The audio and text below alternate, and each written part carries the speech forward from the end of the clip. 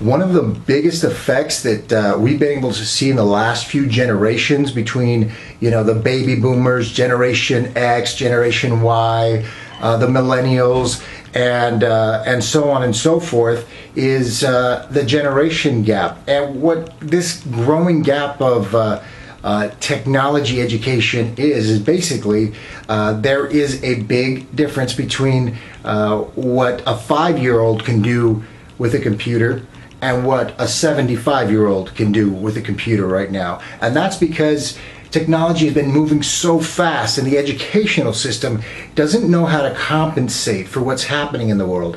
All it knows is I can produce a skilled worker in 12 years. And then it pushes them out all at the same time. And if you're a square peg and it's a round hole, well, guess what? You're moving through, and if not, get out of the system. So what's going to happen is education is going to have to adapt. This digital divide, it's going to become more and more pronounced unless we get this fixed.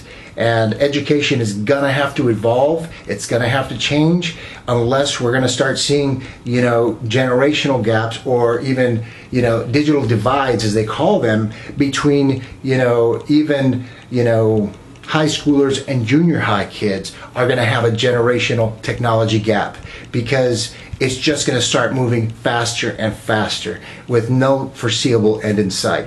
So in order to overcome that obstacle and adapt to that, we've got to change the way we're educating people and start understanding that education is a responsibility for everybody. Not just for people that are still in school. We need to change our paradigm on how we're going to educate people in the future.